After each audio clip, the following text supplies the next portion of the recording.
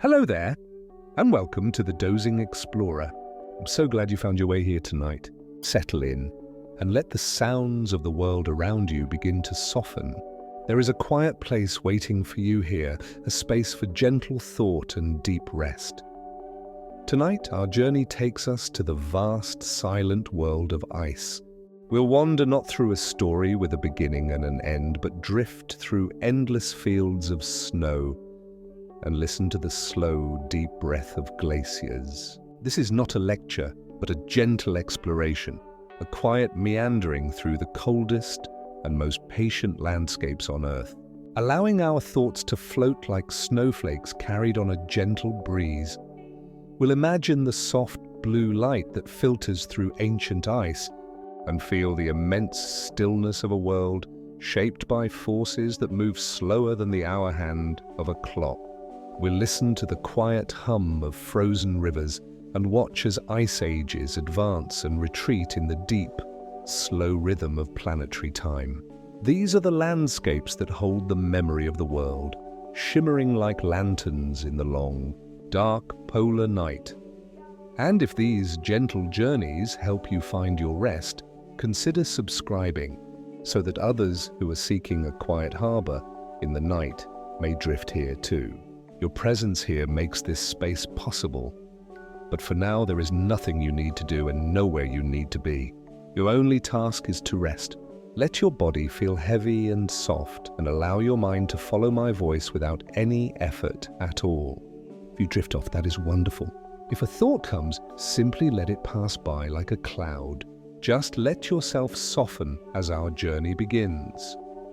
A glacier is born not from water freezing, but from the gentle weight of fallen snow over centuries. Imagine a high, quiet mountain valley sheltered from the wind.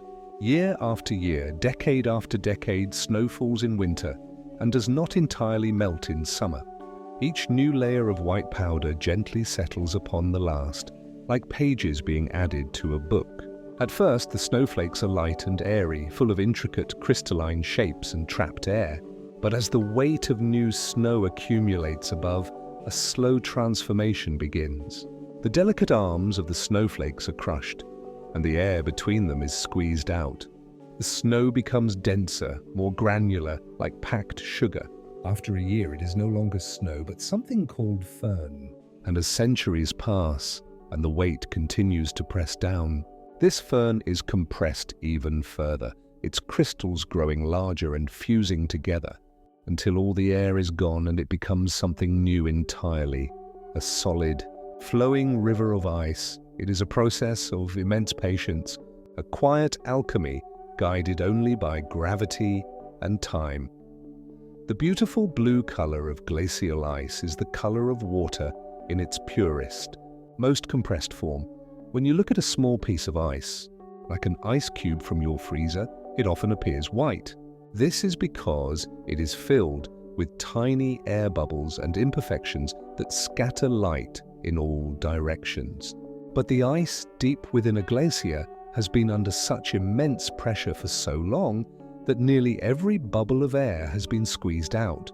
This ice is incredibly dense and pure. When sunlight travels through it, something remarkable happens. The ice acts like a filter. It is very good at absorbing the longer, warmer wavelengths of light, the reds, the oranges, and the yellows. But it is not very good at absorbing the shorter, cooler wavelength of blue light. So, as the light travels deeper into the ice, more and more of the other colors are absorbed, until only the brilliant blue is left to be reflected back to your eye. The deeper and more dense the ice, the more breathtaking the shade of blue. It is the true color of water, held frozen in the heart of a sleeping giant. A snowflake that falls today might not become part of a glacier for another 100 years. The journey from a single, delicate snowflake to a moving river of ice is one of profound slowness. Consider a snowflake landing gently on the surface of the vast Antarctic ice sheet. For the first year, it remains near the surface, part of the annual layer of snow. It is buried the next winter and the next, slowly sinking deeper into the accumulating snowpack. For decades, it exists in a middle world, no longer fresh snow, but not yet glacial ice. It is part of the firn, a granular, compacted layer where the transformation is underway. The pressure from above continues to build infinitesimally year by year.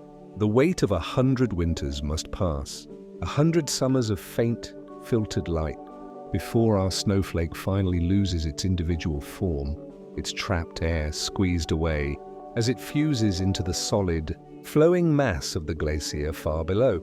It is a testament to how the smallest, most gentle things can build into a force of immense power over time. Glacial ice is technically a type of metamorphic rock, transformed by pressure over immense timescales. We tend to think of rocks as things made of minerals like quartz or feldspar, solid and unchanging. But the definition of a rock is simply a naturally occurring solid aggregate of one or more minerals. Water ice, in its solid, crystalline form, is considered a mineral. And when vast quantities of this mineral accumulate, they form a monomineralic rock, a rock made of just one mineral, ice. Furthermore, when the snow is buried and compressed, it undergoes a physical transformation due to heat and pressure, changing its structure and density. This is the very definition of a metamorphic process. Just as limestone is transformed into marble under the Earth's pressure, layers of snow are transformed into the dense, crystalline structure of glacial ice. It is a flowing, moving, ever-changing kind of stone. The great glaciers of the world are, in a very real sense, rivers of rock that flow across the land. If you were to listen closely to a glacier, you would hear it humming with the sound of its own slow movement. A glacier is never truly silent. Though its movement is too slow to see, it is a place of constant, subtle sound. There is the gentle hiss of air bubbles trapped for centuries being released as the ice melts at the surface. Deep within, there is a symphony of creaks and groans as the immense weight of the ice shifts and grinds against itself. These sounds, called ice quakes, are the vibrations of the ice deforming under stress. Water trickles and flows in hidden channels, carving tunnels within and beneath the ice, creating a soft, rushing sound that is muffled by the thick blanket above. At the glacier's snout, where it meets the sea or a lake, there are loud cracks and deep booms as massive pieces of ice carve away. And the entire body of the glacier, as it scrapes over the bedrock below, creates a deep, resonant hum, a sound so low it is almost felt rather than heard. It is the quiet, ancient voice of the ice, speaking the language of deep time. Some glaciers are not white or blue, but are streaked with red dust carried on the wind from distant deserts. Glaciers are not just made of water. They are archives of everything the atmosphere has carried.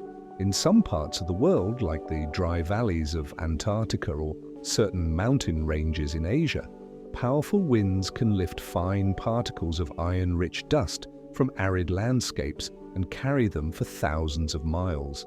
This dust eventually settles upon the surface of the glaciers, mingling with the falling snow. Over the years, as the snow is compressed into ice, these layers of dust become trapped within the glacier, creating beautiful, colored bands. One famous example is the Blood Falls in Antarctica, where a subglacial lake rich in iron leaks through a fissure in a glacier's face. When the iron-rich water meets the air, it oxidizes and rusts, staining the ice with a startling, deep red color that flows slowly down its front.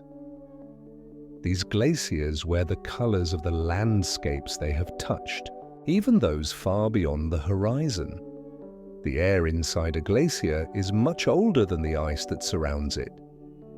This seems like a paradox, but it is a simple matter of time and pressure.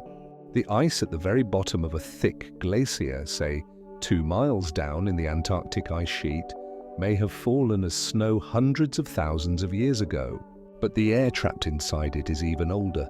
This is because for the first several decades, or even centuries, after the snow falls, it remains porous. The top layers of the snowpack, the firn, are still connected to the atmosphere. Air can still circulate slowly through the tiny gaps between the snow grains. It is only when the snow has been buried very deeply, perhaps a few hundred feet down, that the pressure becomes great enough to completely seal off these pathways, trapping the air into tiny, isolated bubbles. So, the air that gets locked away in the ice is the air from that later time, the time of sealing, not the time the snow originally fell. Therefore, the ice is a time capsule, and the air within it is a slightly younger message tucked inside. A glacier is not a solid, frozen block, but flows downhill like an impossibly slow river. From a distance, a glacier appears to be a solid, motionless feature of the landscape, as permanent as the mountains around it, but it is in a constant state of motion. Under the immense pressure of its own weight, ice behaves like a very thick, very slow-moving fluid, a substance known as a plastic. Deep within the glacier, the ice crystals deform and slide past one another, allowing the entire mass to flow. It moves down valleys, around bends, and over obstacles, just like water in a riverbed. The landscape beneath guides its path. The flow is not uniform. It moves fastest at its center and surface, and slower at its edges and base where it experiences friction against the rock. This steady, relentless movement is what gives glaciers their immense power to shape the world. They are rivers of ice, flowing on a timescale that transcends human experience. To be called a glacier, a body of ice must be moving under its own weight. There are many places on Earth where snow and ice can persist all year round, such as a shaded patch on a high mountain. But these are not glaciers. A simple patch of perennial ice is static. It does not move. The defining characteristic of a glacier, the very thing that gives it its name and its power, is movement. It is only when the accumulated mass of snow and ice becomes so great that its own weight forces it to begin to deform and flow downhill that it earns the title of glacier. This critical mass is what turns a passive feature of the landscape into an active agent of geological change. A glacier must be alive with internal motion, a dynamic system that is constantly accumulating snow in one area and losing ice in another, all while traveling slowly across the land. The movement is its lifeblood, the silent engine that drives its immense creative and destructive force. The very front of a glacier, its snout, can remain in the same place for decades, even as the ice within it is constantly flowing forward. This apparent stillness can be deceiving. A glacier's position is determined by a delicate balance between two opposing forces: the accumulation of new snow in its upper reaches, which causes it to flow forward, and the melting or carving of ice at its lower end, known as ablation. If the rate of forward flow is exactly equal to the rate of melting at the snout, the glacier's front will appear to be stationary. It is in a state of equilibrium. Yet the ice itself is never still. Imagine a moving walkway at an airport. If you were to step onto it and walk backward at the exact same speed that the walkway is moving forward, you would remain in the same spot relative to the airport floor. This is precisely what happens with a stationary glacier. The ice is a constant conveyor belt, delivering frozen water from the mountains, and that water simply melts away as quickly as it arrives. The glacier's front is a shimmering, stable point where relentless motion and gentle melting meet in perfect balance.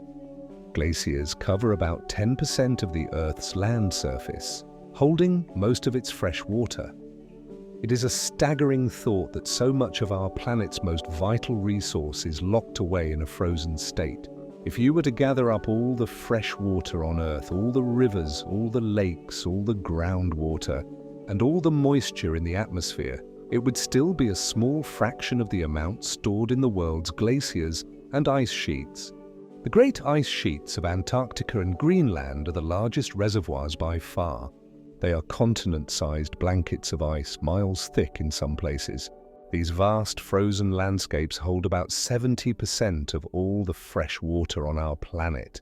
They are a silent, sleeping reserve of the very element that makes life on Earth possible, a legacy of ancient snowfalls that now covers entire mountain ranges and vast plains in a quiet, white stillness. The world's ice is a vast, frozen ocean resting upon the land.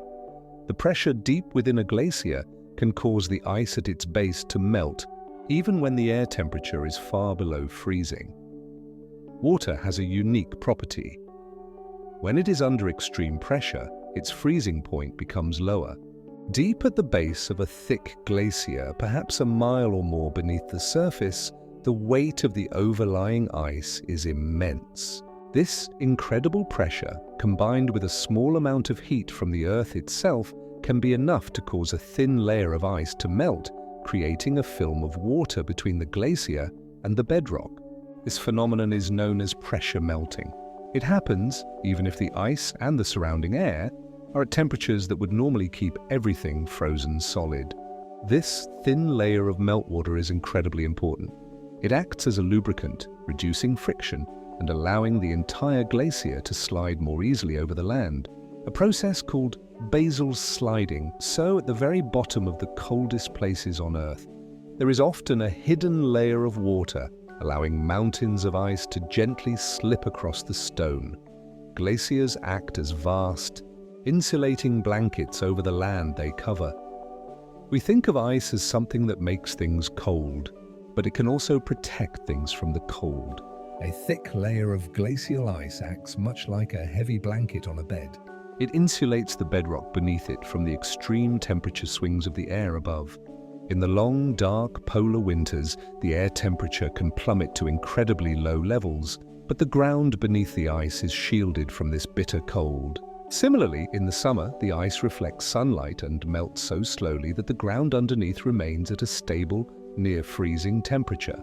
This insulating effect is so profound that in some parts of the world, liquid water can exist in lakes hidden miles beneath the ice sheets, kept from freezing by the Earth's geothermal heat and the insulating power of the ice above. The ice is a quiet guardian, preserving a stable hidden world beneath its cold, white surface. The structure of ice crystals changes dramatically as they are buried deep within a glacier. When snow first falls, it is made of countless tiny, individual ice crystals. As this snow is buried and becomes firn, these crystals begin to lose their delicate, feathery shapes. They become more rounded and granular as the pressure continues to increase deep within the glacier. A process called recrystallization occurs. The smaller ice crystals are slowly consumed by larger ones. The boundaries between the crystals shift and merge. Over centuries, the ice transforms from a collection of tiny, pebble-like crystals into a solid mass of large, interlocking crystals, some of which can grow to be the size of a fist or even larger. This change in crystal structure is what makes the ice so strong and allows it to deform and flow without shattering. It is a slow, patient ordering of molecules, turning fragile snow into a powerful, flowing solid. A small patch of ice that survives a single summer is called firn, the first step towards becoming a true glacier. The life of a glacier begins with a simple act of survival. In a high mountain bowl or a polar region, more snow must fall in the winter than melts away in the following summer. At the end of the melt season, if a patch of old snow remains, it has passed a critical threshold. It is no longer just snow. This leftover, granular, partially compacted snow is called firn. It has a texture something like wet sugar. It has survived one full cycle of seasons, and now it will form the foundation for the next winter's snowfall. Year after year, this process repeats. The layer of firn grows thicker, its lower portions being buried deeper and deeper. The pressure upon them slowly increasing until that first patch of surviving snow is transformed into the dense, blue ice of a moving glacier. Every great river of ice begins as a single patch of stubborn snow that refused to melt. The terminus of a glacier is where it ends its journey. Often melting into a lake of its own making, every glacier, no matter how large or powerful, eventually reaches a point where it can go no further. This endpoint is called the terminus, or snout. It is the place where the forces of melting and evaporation overpower the forward momentum of the ice. Here, the glacier gives back the water it has held for so long. The terminus can be a dramatic, crumbling wall of ice on land, with streams of milky meltwater pouring from its base. Or it can be a towering cliff that ends in the ocean, breaking off into icebergs. Often the glacier carves a deep depression in the land, and its own meltwater becomes trapped there, forming a beautiful, turquoise-colored lake that laps gently against the ice that created it. This is a place of constant change, a shimmering boundary between the worlds of solid ice and liquid water. It is the place where the glacier finally rests, returning its ancient water to the world. Glaciers can create their own weather, with cold, dense air spilling down their slopes. A large body of ice has a profound effect on the atmosphere directly above and around it. The surface of the ice cools the air that touches it, making that air colder and therefore denser than the surrounding atmosphere.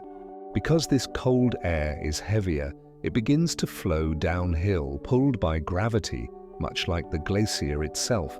This phenomenon creates what are known as katabatic winds. These can be very gentle, barely perceptible breezes, or they can be fierce, powerful gales that rush down from the high plateaus of Antarctica and Greenland. These winds are a form of weather generated by the glacier itself. The glacier creates its own cold, its own wind, and can even influence local cloud formation and snowfall, perpetuating the very conditions it needs to survive. A glacier is not just a passive feature of the climate. It is an active participant, shaping the air around it. Even in the stillness of the polar night, glaciers are always flowing, always shifting. Imagine the deep, 6-month-long winter of the polar regions. The sun has set below the horizon and will not return for many months. The air is unimaginably cold and still. The world is bathed in the soft light of the moon and the stars. It would be easy to think that everything is frozen solid, locked in a state of suspended animation until the sun's return. But even in this profound cold and darkness, the glaciers never stop. Deep beneath the surface, shielded from the seasonal chill, the immense pressure of their own weight is a constant force. The ice continues to deform, the crystals continue to slide, and the slow, inexorable journey down the valley or across the plain carries on without pause. The engine of a glacier is gravity, and gravity never sleeps. The movement of the ice is a deep, slow pulse that beats continuously. Even in the darkest and coldest of nights, there is a type of glacier called a rock glacier that contains more stone and debris than it does ice. Not all glaciers are pristine rivers of pure white and blue ice. In some high, cold mountain environments, a different kind of glacier forms. A rock glacier looks more like a lobe-shaped landslide or a pile of angular boulders slowly creeping down a mountainside. But hidden within the spaces between the rocks is a core of ice. This interstitial ice is what allows the entire mass to move.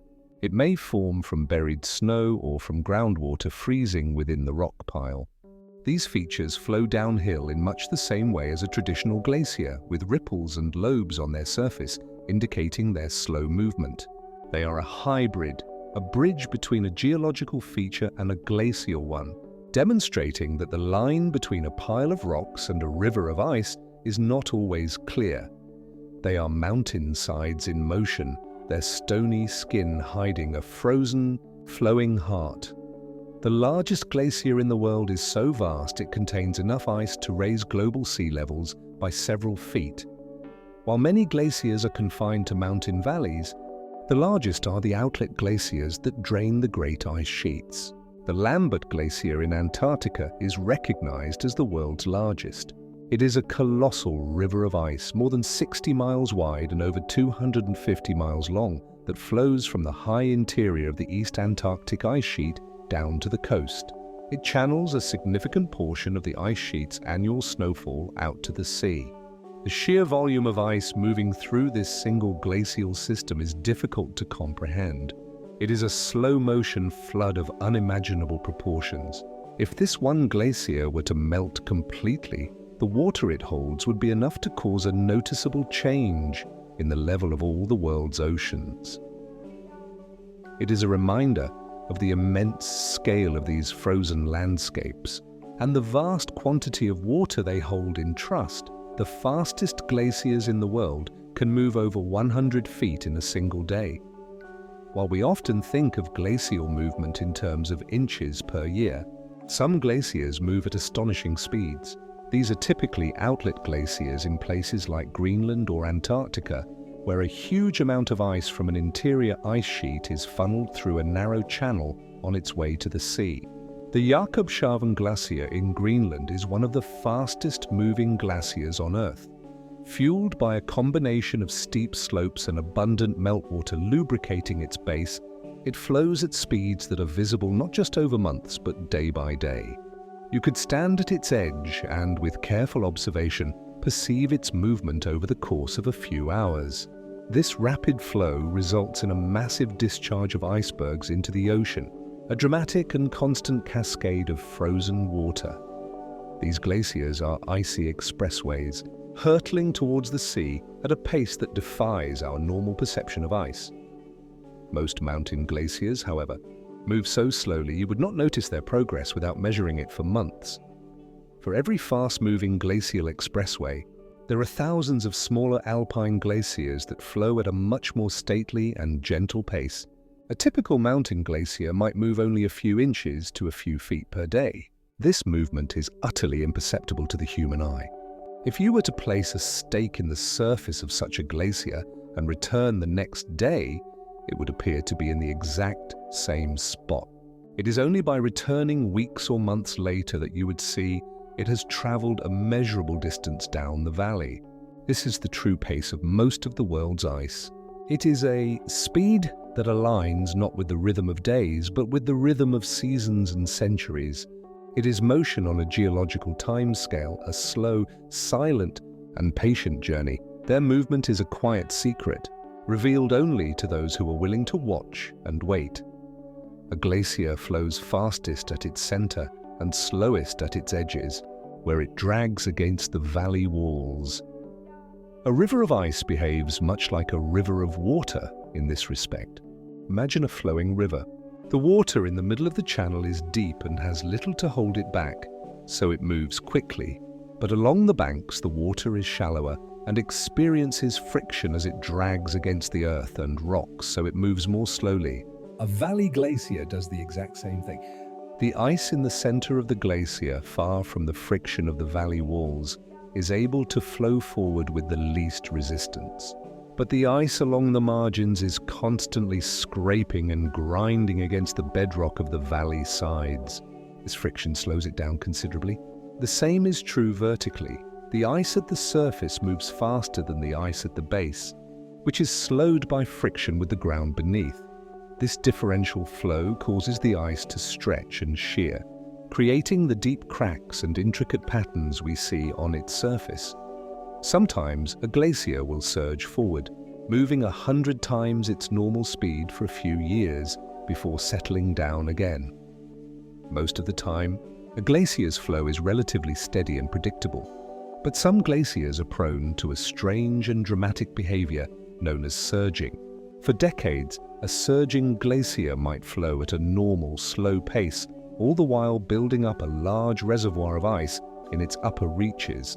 Then, for reasons that are not fully understood, something changes. Often it involves the buildup of water at the glacier's base, which suddenly lifts and lubricates the ice.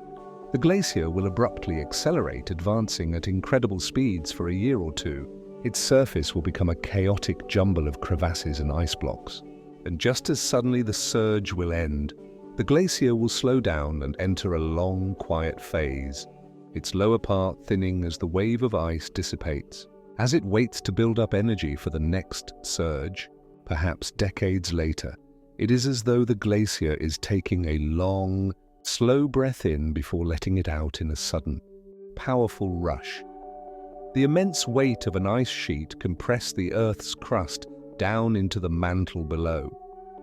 The Earth's crust is not rigid, but is actually flexible, floating on the semi-molten mantle beneath it like a raft on water. This principle is called isostasy. When a great weight is placed upon the crust, such as a continental ice sheet that is 2 miles thick, the crust will slowly sink down under the load.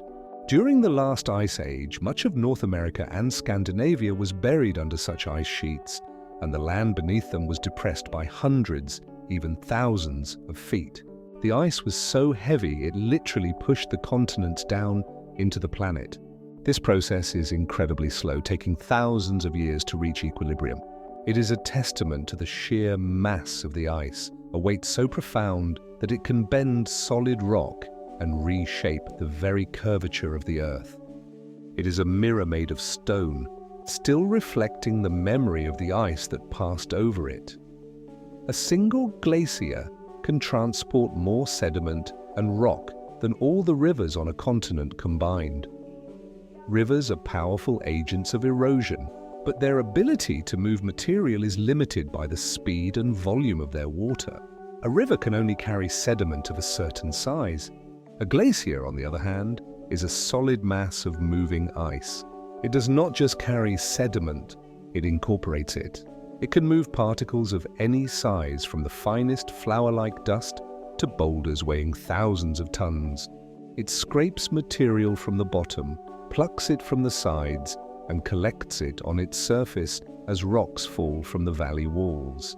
A large, fast-moving glacier acts as a massive conveyor belt, continuously transporting a colossal amount of rock and earth from the high mountains towards the lowlands or the sea. The sheer volume of material moved by glacial action during the ice ages was enough to reshape entire continents. Glaciers are the Earth's most powerful earth movers, relentlessly carrying the mountains piece by piece to the sea. The flow of ice within a glacier is not uniform, creating intricate folds and layers that tell the story of its journey. Because a glacier flows at different speeds at its center compared to its edges, and at its surface compared to its base, the ice is constantly being stretched, compressed, and sheared. This differential movement creates beautiful, complex patterns within the ice itself.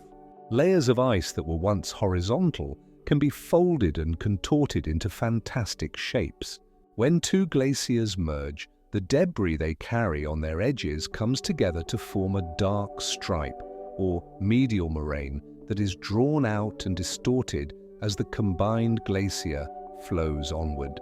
These bands and folds are a visible record of the glacier's history and its passage through the landscape. They reveal how the ice has navigated bends, merged with other flows, and responded to the shape of the valley beneath. They are the grain in the wood of the ice, patterns that reveal the stresses and forces that have shaped its long, slow life. When two glaciers meet, they flow alongside each other like two rivers, forming a dark line of rock and dust between them. Imagine two separate glaciers, each flowing down its own mountain valley. Along the edges of each glacier, rocks and debris fall from the valley walls and are carried along on the ice surface. This material forms a dark, rocky stripe along each side of the glacier, called a lateral moraine. When these two glaciers reach a junction and merge into a single, larger glacier, they do not immediately mix together like two streams of water. Instead, they flow side by side. The two inner lateral moraines, one from each glacier, join together to form a single, dark stripe running down the center of the newly formed glacier. This is called a medial moraine. If you see a glacier with several dark stripes running down its length, you know that it is the product of several tributary glaciers. Having joined together further up the mountain, these dark lines are the peaceful seams where mighty rivers of ice have joined forces for their journey to the sea. The ice at the bottom of a glacier can be thousands of years older than the ice at its surface.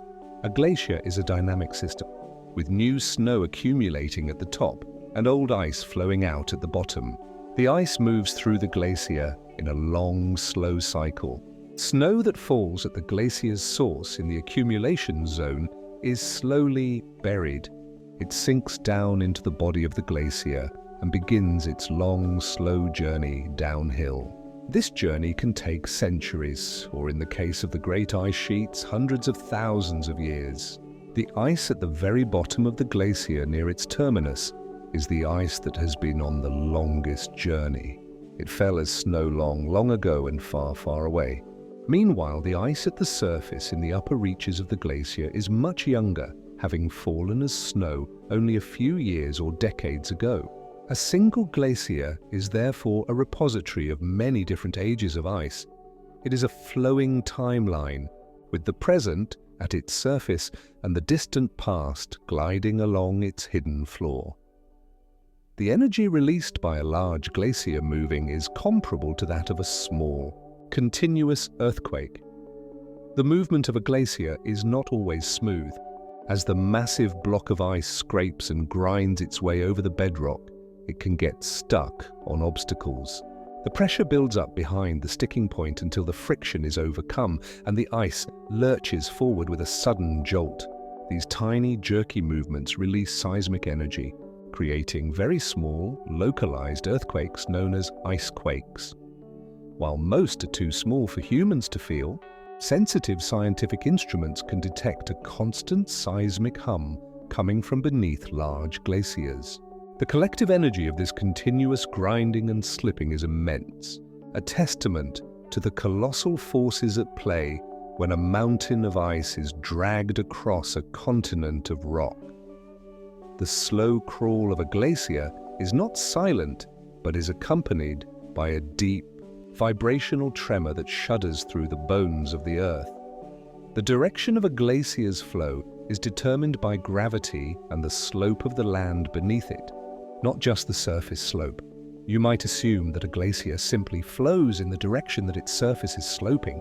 And while this is often true, the real driving force is the overall gradient of the entire ice mass, from its thickest point to its thinnest. For a large ice sheet, the ice is thickest in the center, and it flows outwards in all directions from this high point, regardless of the topography of the land buried deep beneath it. The ice sheet can be so thick that it can flow uphill over buried mountain ranges. It is the slope of the ice surface itself that dictates the direction of the pressure, and thus the direction of flow. The ice will always move from an area of higher pressure, thicker ice, to an area of lower pressure, thinner ice. It creates its own hills and valleys, and flows according to a landscape of its own making. Even when a glacier appears to be retreating, the ice within it is still flowing ever downward. A retreating glacier can be a confusing sight. The front of the ice, its terminus, is visibly melting back up the valley year after year. It looks as though the glacier is shrinking and moving backward, but this is an illusion. The glacier itself, the river of ice, is always flowing forward, always driven downhill by gravity. A retreat simply means that the rate of melting at the snout is faster than the rate of forward motion. The ice is being delivered to the front, but it is melting away more quickly than it can be replenished. It is like a person walking forward on a treadmill that is moving backward even faster. The person is always walking forward, but they are losing ground overall. The flow never ceases. It is only overcome by the warmth of the lower elevations. A retreating glacier is not giving up. It is simply melting in the face of a warmer world, even as it continues its ancient downward journey. A glacier does not cut a valley like a river, but scours it wide and deep, leaving a gentle U shape in its wake. A river is a focused tool. It carves downwards, concentrating its erosive power in a narrow channel at the bottom of a valley. This creates the classic, steep-sided V-shape that we see in many mountain landscapes. A glacier, however, is a much broader instrument. It is a vast sheet of moving ice that fills a valley from wall to wall. As it moves, it erodes not just the bottom of the valley, but the sides as well. It plucks rocks from the valley walls and grinds away at the entire basin, scouring and deepening it. This action transforms the narrow V of a river valley into a wide, spacious trough with a flat bottom and steep, almost parallel sides. This distinctive U-shaped valley is one of the most recognizable and beautiful signatures left on the land by the passing of a glacier. It is the difference between a landscape carved by a knife and one sculpted by a giant, gentle hand. Fjords are not rivers, but deep coastal valleys carved by ancient glaciers and later flooded by the sea.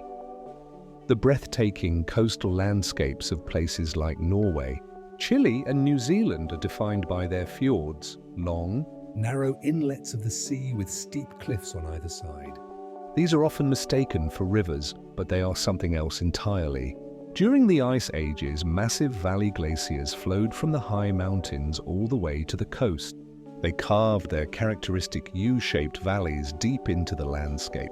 Because a glacier is so heavy, it can continue to erode its valley floor far below the level of the sea. When the Ice Age ended and the glaciers melted away, global sea levels rose. The ocean then flooded into these deeply carved coastal valleys, creating the spectacular fjords we see today. They are drowned glacial valleys, a perfect marriage of the power of ice and the immensity of the ocean. The planet itself bows under the gentle, persistent pressure of the ice. Deep cracks, called crevasses, form on a glacier's surface where the ice bends and stretches over uneven ground. The ice deep within a glacier is under so much pressure that it behaves like a plastic, flowing smoothly over obstacles. But the ice at the surface, which is under less pressure, is more brittle. As the glacier flows over a steep drop or around a sharp bend in the valley, the brittle surface ice is stretched and pulled apart. When this stress becomes too great, the ice fractures, forming deep, gaping cracks known as crevasses.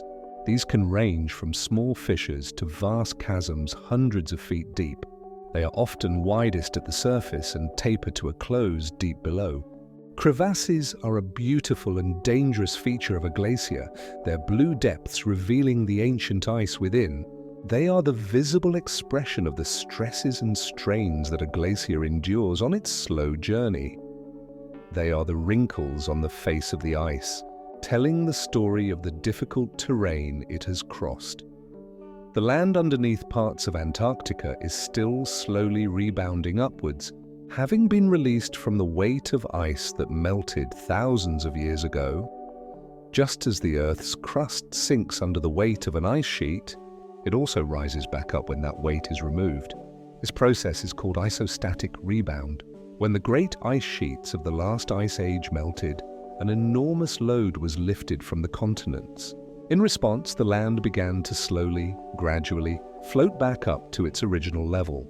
This process is still happening today, more than 10,000 years after the ice disappeared.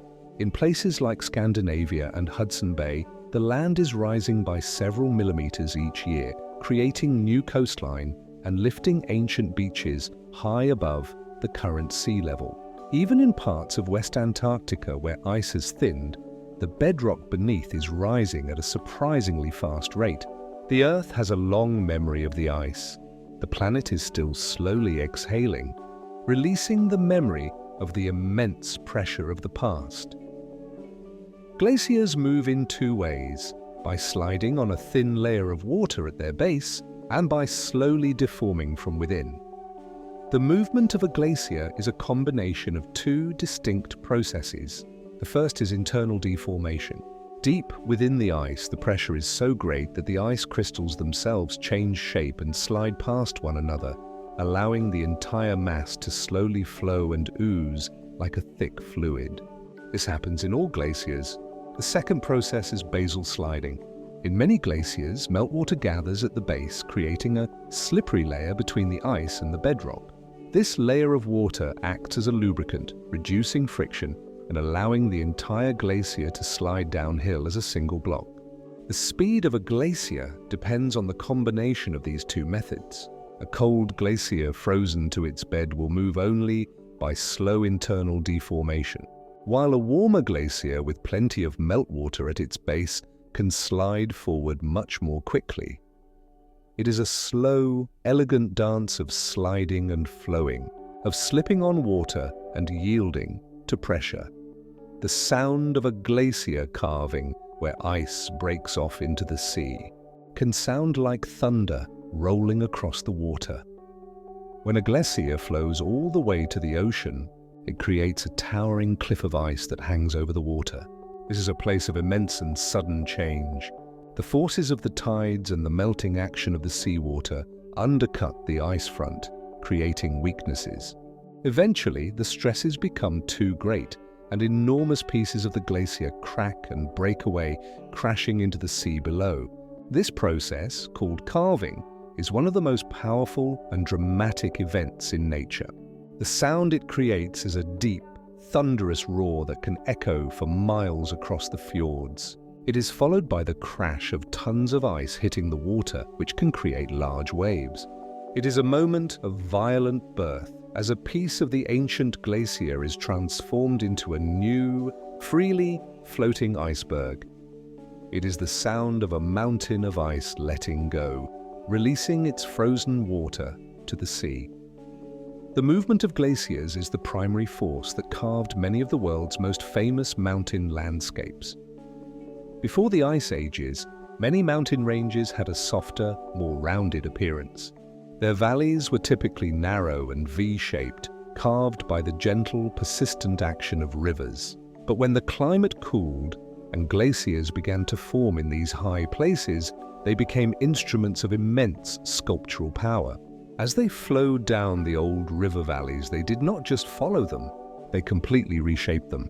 They plucked rocks from their sides, ground away at their floors, and widened them into broad, U-shaped troughs with steep, almost vertical walls. They carved deep bowls, called cirques, into the mountainsides, and sharpened the ridges between valleys into knife-like edges called arêtes. The dramatic, breathtaking scenery of places like Yosemite National Park, the Swiss Alps, and the fjords of Norway are not the work of rivers, but the grand, sweeping artistry of ancient ice. Glaciers are the master sculptors of the mountains, turning gentle hills into jagged, majestic peaks. The path of a glacier is written on the landscape in long, parallel scratches called striations. As a glacier flows over bedrock, it carries with it a huge amount of debris frozen into its base.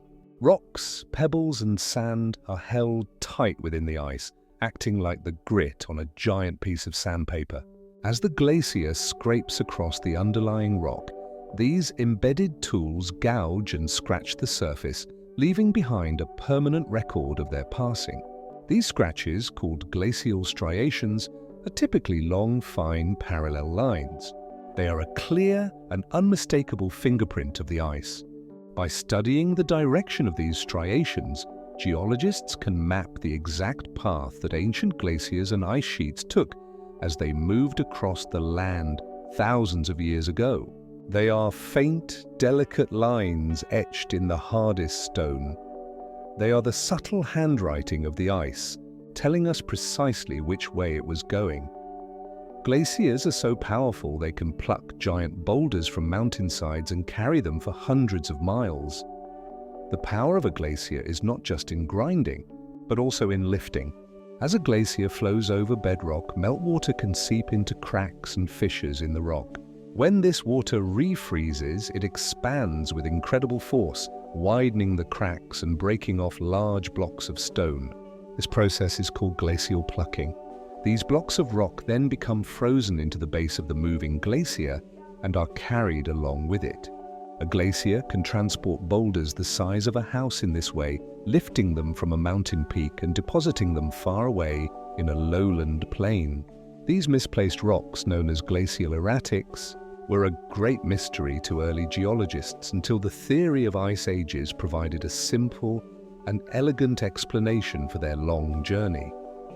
The ice can lift and carry what no river could ever move, rearranging the very bones of the mountains. The slow, grinding journey of a glacier polishes bedrock until it shines like a mirror. While the large rocks at a glacier's base can gouge and scratch the bedrock, the finer particles, like silt and clay, have a different effect. These tiny, abrasive grains, held under the immense pressure of the overlying ice, act like a fine polishing powder. As the glacier slides over bedrock, this fine slurry grinds away every rough edge and imperfection, smoothing the surface of the rock until it is sleek and reflective. This glacially polished bedrock can be so smooth to the touch that it feels like polished marble. It often has a soft, undulating form, sculpted by the flowing ice. When you see these gleaming rock surfaces in a mountain landscape today, you are looking at the very floor upon which a river of ice once flowed, a surface buffed and shined by its slow, heavy passage. They are the quiet dimples on the face of the land, left by the last melting remnants of the great ice. The beautiful, milky turquoise color of many glacial lakes comes from fine particles of rock ground up by the glacier itself. As a glacier flows, it acts like a giant file, grinding the bedrock beneath it into a very fine, silt-like powder. This material is called rock flour. It is so fine that when it is carried into a lake by glacial meltwater, it does not sink to the bottom. Instead, it remains suspended in the water, floating freely. When sunlight enters the lake, these tiny suspended particles of rock flour scatter the light. They are particularly good at reflecting the green and blue parts of the light spectrum. This is what gives glacial lakes their characteristic, opaque, turquoise or milky blue appearance. The color can change depending on the time of year and the amount of meltwater and rock flour entering the lake. It is a color born from the slow, powerful friction between ice and stone. The lake is colored with the dust of the mountains, a liquid jewel ground into existence by the ice. Glaciers can create hanging valleys, where smaller tributary valleys are left perched high above the main valley floor. Imagine a large, powerful glacier flowing down a main valley. At the same time, smaller, less powerful tributary glaciers are flowing down side valleys and joining the main one. Because the main glacier is so much bigger and thicker, it has far more erosive power. It carves its U-shaped valley much deeper and wider than the smaller tributary glaciers can. When the Ice Age ends and all the glaciers melt away, a peculiar landscape is revealed. The main valley is a deep, broad trough, but the mouths of the smaller side valleys are now left high up on the steep walls of the main valley. These are called hanging valleys. Often, a river or stream will flow out of the hanging valley, creating a spectacular waterfall as it plunges down to the main valley floor below. Yosemite Valley is famous for its stunning waterfalls, which all pour from hanging valleys. They are the beautiful, abandoned thresholds of smaller ice rivers, left suspended in the air by the passage of a greater one. The landscape of Scotland's Highland is a classic example of terrain completely reshaped by Ice Age glaciers. The ancient mountains of Scotland were once much taller and more rounded, but during the repeated glaciations of the past 2 million years, they were profoundly transformed. The entire country was buried under a thick ice sheet that flowed out from the highlands. This ice sharpened the peaks into horns and arêtes, carved the valleys into deep U-shaped troughs known as glens, and scoured out countless basins that have since filled with water to become the famous lochs. Features like Loch Ness and Loch Lomond occupy deep glacial troughs. The rugged, dramatic and wild beauty of the Scottish Highlands is not the original landscape, but a landscape that has been thoroughly sculpted, scraped and redefined by the overwhelming power of moving ice. It is a land that wears its glacial history on every surface. To walk through the highlands is to walk through a gallery of glacial art, a masterpiece of erosion.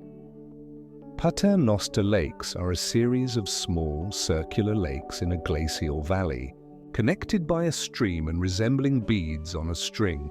As a valley glacier flows, its erosive power is not uniform. In areas where the bedrock is softer or the ice flow is stronger, it will dig out a deeper basin.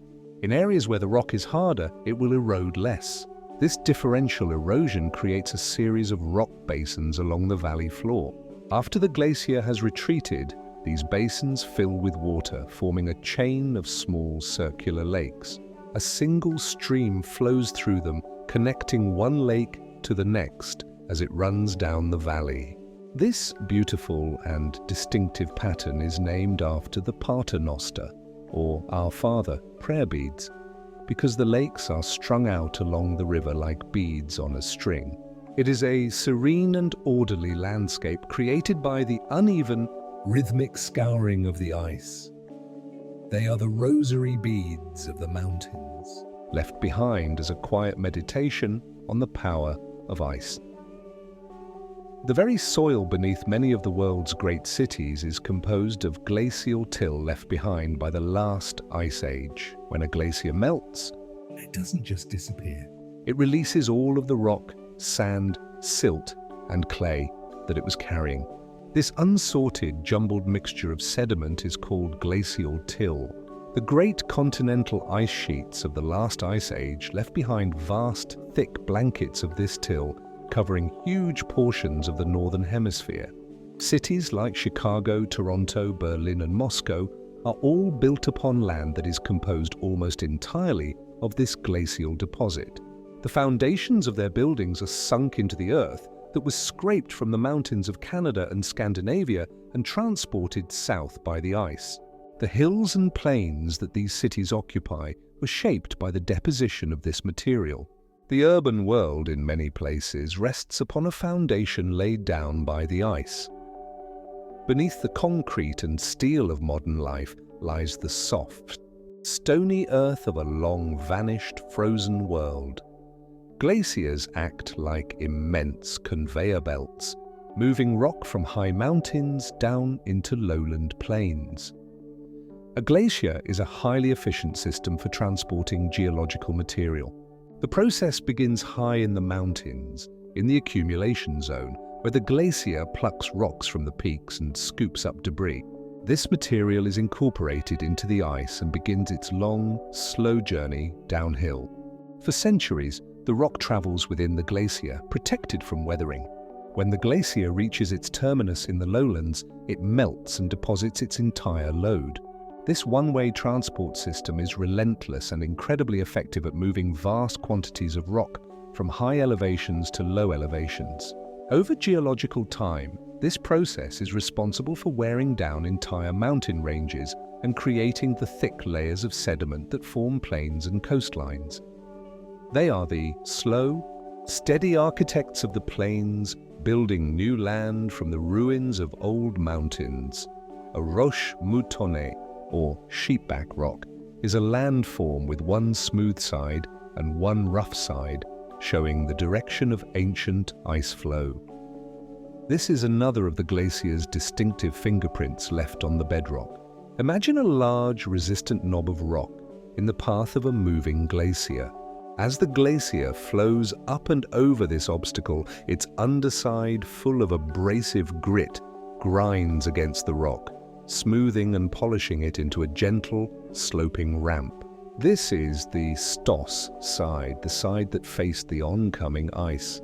After the ice has passed over the crest of the rock, it creates a low-pressure zone on the downstream side.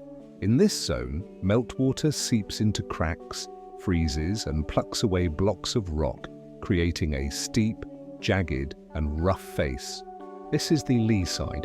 The resulting landform, with its smooth upstream side and its rough downstream side, looks a bit like a grazing sheep, and it provides an unmistakable indication of the direction the ancient glacier was moving. It is a stone weather vane, permanently pointing in the direction of the icy wind that blew thousands of years ago. The entire continent of Antarctica is a landmass, larger than Europe, completely defined and buried by ice. A fjord is a deep, quiet memory of a glacier's journey to the sea. The Great Lakes of North America were carved out by the immense weight and scouring power of a continental ice sheet. The 5 Great Lakes, Superior, Michigan, Huron, Erie, and Ontario, form the largest group of freshwater lakes on Earth, but they were not always so grand. Before the last ice age, this region was a lowland plain with a series of large river valleys. When the massive Laurentide ice sheet advanced southwards over this area, it was over a mile thick. The immense weight and grinding power of the ice was channeled into these pre-existing river valleys, scouring them deeper and wider. The ice acted like a colossal plough, digging out vast basins in the softer bedrock. When the ice sheet finally retreated about 10,000 years ago, it left these enormous depressions behind. The meltwater from the retreating ice then filled these basins, creating the magnificent freshwater seas that we know today. They are the deep footprints left behind by a continent-sized glacier on its slow march south. A single, lonely boulder resting in a flat field was likely left there by a retreating glacier thousands of years ago.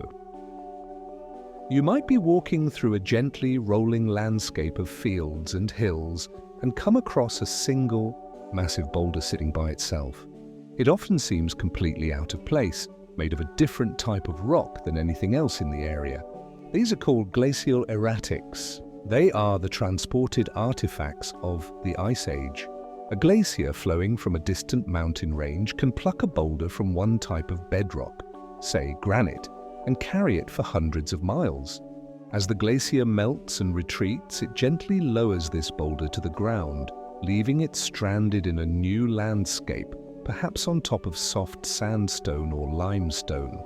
These erratics were a puzzle for centuries, attributed to floods or mythical giants, until it was understood that only the slow, powerful grasp of a glacier could have carried them on such a long and gentle journey. They are the silent travelers of the Ice Age, stones that have journeyed far from their mountain homes. A moraine is a long ridge of earth and rock, pushed into place by a glacier acting like a giant bulldozer. As a glacier flows, it is constantly pushing a pile of rock, soil, and debris in front of it, much like a bulldozer pushes a pile of dirt. When the glacier stops advancing and its front remains in one place for a long time, this pile of debris can grow into a large, ridge-like hill. This is called a terminal moraine, as it marks the furthest extent of the glacier's advance. If the glacier then melts back and pauses again at a new location, it will create another, smaller ridge called a recessional moraine. These long, winding hills of jumbled earth and stone are left behind on the landscape as a clear and permanent marker of the glacier's former presence. Many familiar landscapes, such as Long Island in New York, are in fact large terminal moraines left by the last ice sheet. Moraines are the ramparts of the ice, the defensive walls it built at the edge of its frozen kingdom. Some of the most fertile farmland in the world is made of fine silt ground down and deposited by ancient ice sheets. Glaciers are not just destructive, they are also incredibly creative. As they grind their way across the land, they crush and pulverize rock into a fine, flour-like powder. This material, called loess, is so light that when the glaciers melt, it can be picked up by the wind and blown for vast distances. Over thousands of years, huge blankets of this wind-blown glacial dust settled over large parts of the world, including the American Midwest and parts of Europe and Asia. This loess is incredibly rich in minerals and creates exceptionally fertile soil. The breadbasket regions of the world, the places that grow a significant portion of our global food supply, are often farming on land that was created and delivered by the grinding action of ancient ice and the winds that blew from its face. The ice prepared the ground, leaving a legacy of nourishment for the warmer world that would follow. Drumlins are smooth, elongated hills shaped like the back of a spoon, sculpted by ice flowing over the land. In some areas that were once covered by ice sheets, the landscape is dotted with hundreds or even thousands of small distinctive hills. These are called drumlins. They are typically oval-shaped, with one steep, blunt end and one long, tapering end. They are all aligned in the same direction, like schools of fish swimming across the land. Drumlins are formed when a glacier flows over a thick layer of its own previously deposited sediment. The ice molds and streamlines this material into these smooth, aerodynamic shapes. The steep end of the drumlin always faces the direction from which the ice came, while the gentle slope points in the direction the ice was flowing. A field of drumlins is a beautiful and unambiguous signpost, a frozen fleet of hills pointing the way of the ancient ice flow. They are the gentle, sleeping whales of the landscape, all swimming in the direction of a long-vanished current of ice. A cirque is a beautiful, bowl-shaped amphitheater carved into the side of a mountain by a glacier's origin point. A mountain glacier begins its life high up on a mountainside, often in a shallow hollow where snow can accumulate. As the snow turns to ice and the glacier begins to move, it does not just flow away from this hollow, it actively carves it out. Through a process of plucking and abrasion, the glacier digs into the headwall behind it and the basin beneath it, making the hollow deeper, steeper, and wider. Over thousands of years, this action carves out a distinctive armchair-shaped bowl with steep walls on three sides and an open side facing down the valley. This feature is a cirque. They are the birthplaces of glaciers. After the ice has melted, these beautiful basins often hold a small, deep, circular lake, known as a tarn, a quiet pool of water resting in the cradle of the former ice. A cirque is the nest of a glacier, the place where a river of ice was hatched from snow. When several cirques erode back to back, they can form a sharp, pyramid-like peak known as a horn. Imagine a single, rounded mountain peak. Now imagine that small glaciers begin to form in hollows on several sides of that peak. Each glacier carves out its own bowl-shaped cirque, eating away at the mountain from its own direction. As these cirques grow larger and their headwalls erode backwards towards each other, the rounded summit between them is whittled away. The dividing ridges become narrower and sharper. Eventually, if three or more cirques erode back towards a central point, they will carve the mountain peak into a steep, faceted, pyramidal shape. This striking pointed peak is called a horn. The most famous example is the Matterhorn in the Swiss Alps, a mountain that owes its iconic shape to the erosive power of the glaciers that once surrounded it. A horn is what remains of a mountain when glaciers have carved away everything they possibly can. An esker is a long, winding ridge of sand and gravel, the fossil of a river that once flowed in a tunnel beneath a glacier. During the summer, large amounts of meltwater can flow on, in, and under a glacier. Sometimes this water carves a tunnel at the very base of the ice, creating a subglacial river that flows through a conduit of ice. This river carries sand and gravel with it, just like a normal river. As the water flows through the ice tunnel, it deposits this sediment along its channel. When the ice age ended and the glacier melted away completely, this entire ice tunnel system collapsed. But the sand and gravel that had been deposited on the riverbed within the tunnel was left behind, forming a long, sinuous ridge on the landscape. This ridge, called an esker, is the precise shape of the old subglacial river channel. Winding for miles across the countryside, they are often used today as natural routes for roads and pathways. An esker is the cast of a vanished river, a solid memory of water that once flowed through a tunnel of ice. Kettle lakes are formed when a large block of ice, left behind by a retreating glacier, melts and leaves a depression that fills with water. As a glacier melts and retreats, its front is not a clean straight line. It is a messy, chaotic environment. Sometimes, huge blocks of ice, some as large as a hill, can break off from the main glacier and become stranded. The outwash of sand and gravel from the melting glacier then washes over and around these stranded blocks, partially or completely burying them. The ice block is insulated by the sediment and takes a very long time to melt, perhaps centuries. When it finally does melt away, the sediment above it collapses, leaving a distinct, bowl-shaped depression in the ground. This depression, or kettle, then fills with groundwater or rainwater, forming a small, often perfectly round lake or pond. Landscapes that are dotted with these kettle lakes are a clear sign that a glacier once stagnated and slowly wasted away there. Antarctica is a continent of superlatives, the coldest, driest, windiest, and highest elevation continent on Earth. But its most defining feature is its ice sheet. This colossal mass of ice covers 98% of the continent. It is so thick, averaging over a mile, that it completely buries entire mountain ranges, vast plains, and deep canyons. The Gamburtsev Mountains, for example, are a range as large as the European Alps, yet they are entirely entombed in ice, their peaks thousands of feet below the surface. The weight of this ice sheet has pushed the continent down, so that much of the bedrock of West Antarctica is actually below sea level.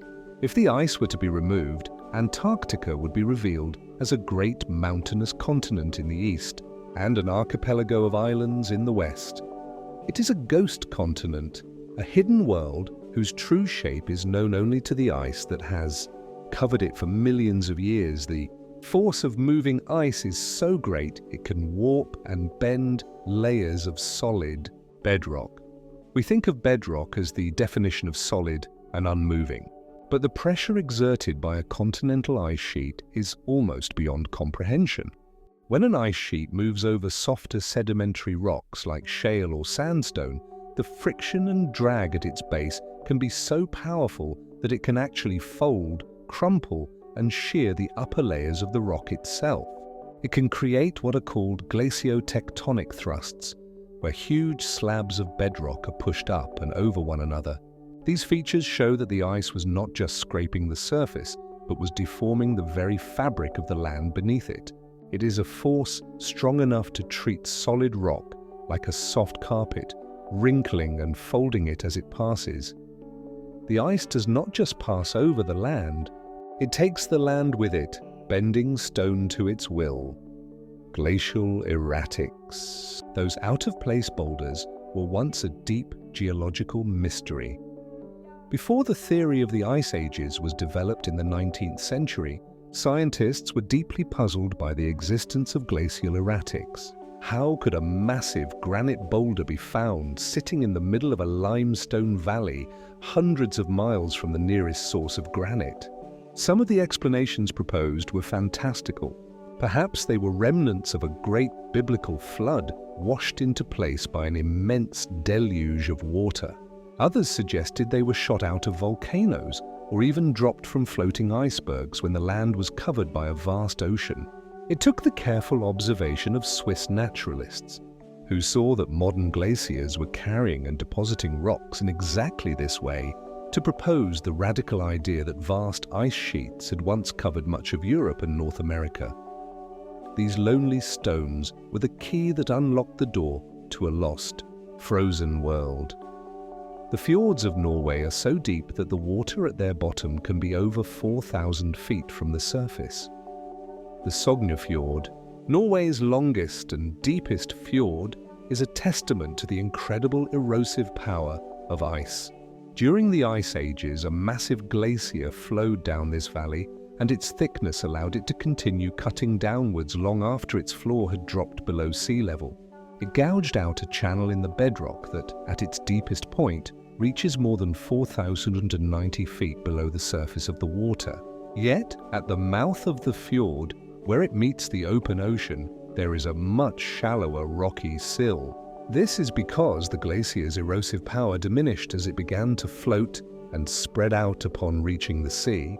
This classic fjord structure, a very deep basin with a shallower threshold at its mouth, is a perfect record of how a glacier's power is concentrated within its narrow, confined valley. To sail on a fjord is to float above a drowned mountain canyon, a hidden landscape of impossible depth carved by ice. A glacier's power is not in its speed, but in its persistence over millennia. A river can cut a canyon in a few million years. A landslide can change a mountainside in an instant. But the work of a glacier is different.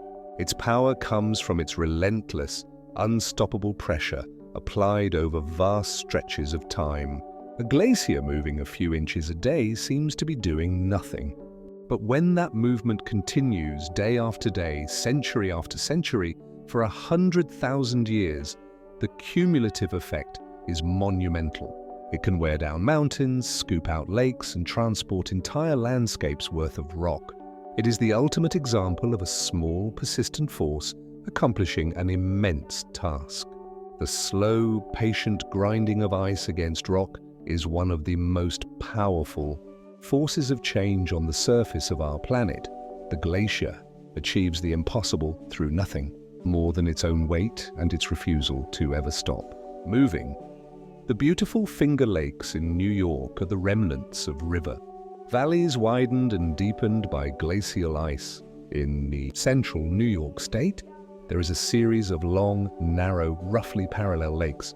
They look like the fingers of a giant hand laid upon the land. Before the Ice Ages, these were ordinary north-south flowing river valleys. When the great Laurentide ice sheet advanced from the north, its flow was channeled into these valleys. The ice filled the valleys, widening them and scouring their floors much deeper than they were before. The ice also deposited large moraines at the southern ends of the valleys. When the ice sheet retreated, these moraines acted as dams, trapping the meltwater and forming the deep, elongated lakes we see today. The unique linear pattern of the lakes is a direct result of the ice being guided by the pre-existing topography as it carved its way south. They are the graceful fingerprints of the ice sheet, left behind as it gently retreated from the land. All of these features are the quiet, sleeping memory of a world covered in ice. When we walk through a landscape of U-shaped valleys, of rolling drumlins and kettle lakes, we are walking through a memory. The forces that created these shapes are no longer active. The ice has vanished. All that is left are the forms it created, the evidence of its passage. The land itself has become the archive, the museum of the Ice Age. A lonely, erratic boulder is an artifact. A polished rock face is a testament.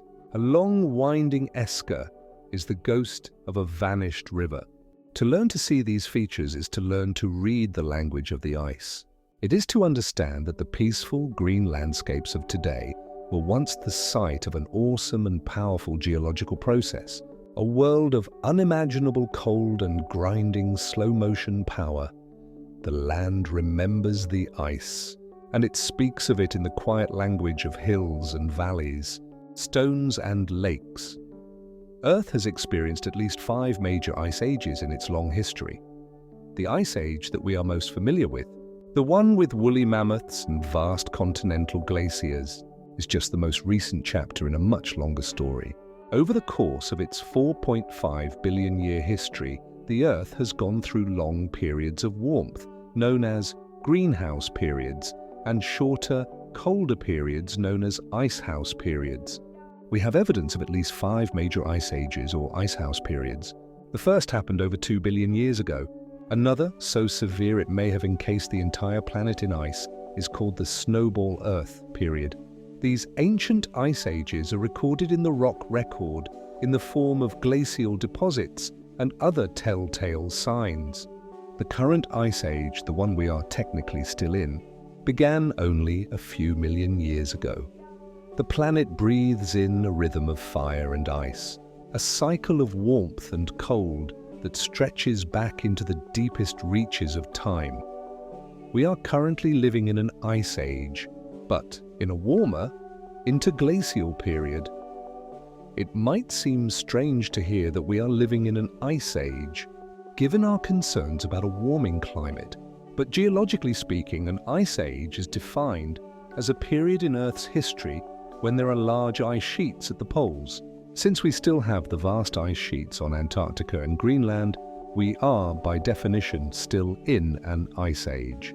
However, within an ice age, there are cycles of colder and warmer periods. The colder periods, when the ice sheets expand to cover continents, are called glacial periods. The warmer periods in between, when the ice sheets retreat back to the poles, are called interglacial periods. We are currently living in one of these warmer interglacial periods, which began about 11,000 years ago. Our present world is just a warm, comfortable summer's day in the long, cold year of a great ice age. The rhythm of ice ages is thought to be controlled by subtle, predictable changes in Earth's orbit around the Sun. What causes the Earth to swing back and forth between glacial and interglacial periods? The primary driver is believed to be a set of 3 long-term cycles in the Earth's orbit, known as Milankovitch cycles. First, the shape of Earth's orbit around the Sun changes from nearly circular to more elliptical over a period of about 100,000 years. Second, the tilt of Earth's axis, which causes our seasons, wobbles back and forth by a few degrees over a period of about 41,000 years. And third, the Earth's axis itself wobbles like a spinning top, a cycle that takes about 26,000 years. These 3 cycles overlap and interact, changing the total amount of solar radiation that the Earth's northern hemisphere receives in the summer. When the summers are cool, snow that falls in winter doesn't melt, and ice sheets can begin to grow.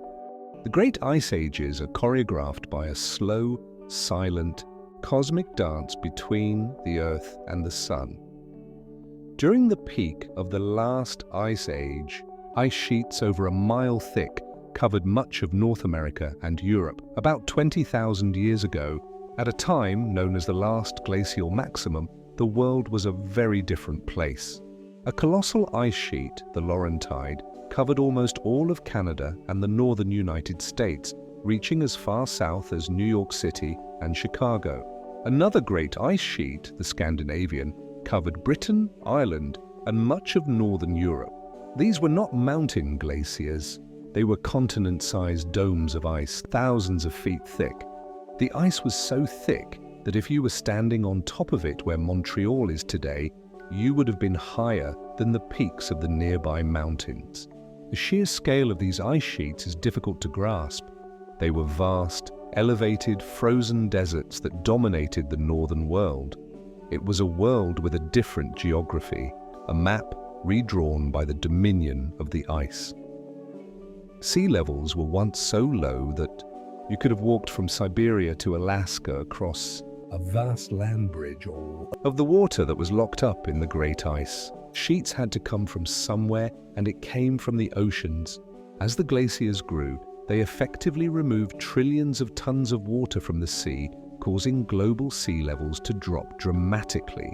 At the peak of the last ice age, the sea level was nearly 400 feet lower than it is today. This exposed huge areas of the continental shelves that are now underwater. One of the most significant of these was the Bering Land Bridge, a vast cold grassland, or steppe, that connected Asia and North America. This bridge, sometimes called Beringia, was not a narrow isthmus, but a wide plain, perhaps 1,000 miles across. It was through this now vanished landscape that the first humans are thought to have migrated into the Americas. The ice created a doorway between continents, a path that is now hidden once more beneath the waves. The world during the last ice age was not just colder, but also much drier and windier. The cold temperatures of the ice age had a cascading effect on the global climate. Because the air was colder, it could not hold as much moisture, leading to less precipitation overall. The vast ice sheets themselves were like huge, frozen deserts and they locked up so much water that there was simply less available to fall as rain elsewhere. This created vast, arid landscapes, and rainforests shrunk to small refuges. The huge temperature difference between the ice-covered poles and the equator also created a much steeper atmospheric pressure gradient, which in turn drove much stronger and more persistent winds.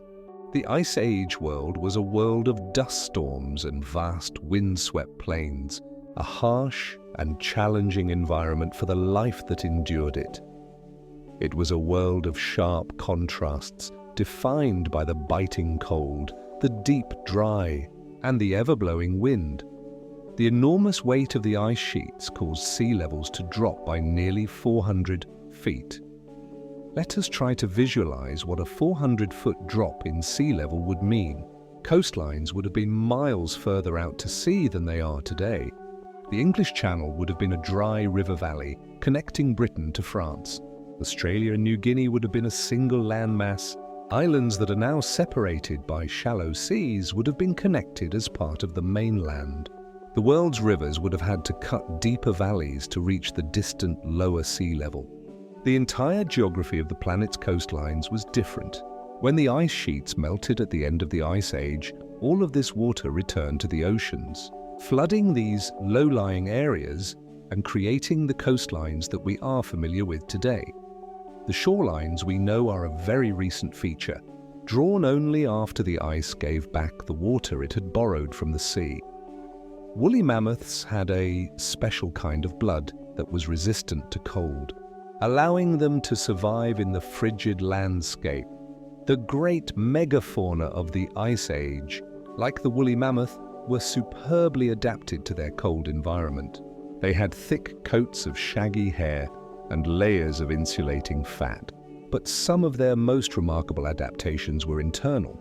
By studying the preserved DNA of mammoths found frozen in the Siberian permafrost, scientists discovered that they had a special type of hemoglobin, the protein in red blood cells that carries oxygen. This mammoth hemoglobin was able to release oxygen to the body's tissues even at very low temperatures, a process that is much less efficient in modern elephants. This allowed mammoths to keep their extremities, their trunks, ears, and feet from freezing in the bitter cold. It was a subtle, invisible adaptation that was crucial to their survival. Their warmth came not just from their woolly coats, but from the very chemistry of their blood. The advance and retreat of ice sheets happened over thousands of years, a pace too slow for a single human lifetime to perceive. It is easy to imagine the Ice Age as a dramatic, fast-moving event with glaciers rapidly rolling over the land, but the reality was much, much slower. The growth of an ice sheet from a mountain glacier to a continental mass took tens of thousands of years of cool summers and snowy winters. The advance of the ice front across the land would have been, on average, just a few feet per year. A person living at the edge of the ice would not have perceived its advance in their lifetime. They would have simply known that the winters were long and the summers were cool. Similarly, the retreat of the ice was a slow, multi-millennial process of melting and stagnation. The Ice Age operated on a time scale far beyond human experience, a slow, deep breath of the planet itself. The ice moved at the speed of geology, a pace set by the patient turning of the Earth in its orbit. These cycles of ice are called Milankovitch cycles, named for the scientist who first calculated their rhythm. For a long time, the cause of the Ice Ages was a profound mystery. In the early 20th century, a Serbian mathematician and astronomer named Milutin Milankovic dedicated his life to solving it. He spent decades performing painstaking calculations by hand, working out how the gravitational pull of other planets, mainly Jupiter and Saturn, would subtly alter the Earth's orbit and orientation over very long periods. He calculated the three main cycles of eccentricity, tilt, and precession, and predicted how they would combine to change the amount of summer sunlight reaching the high northern latitudes. He hypothesized that these variations were the pacemaker of the Ice Ages.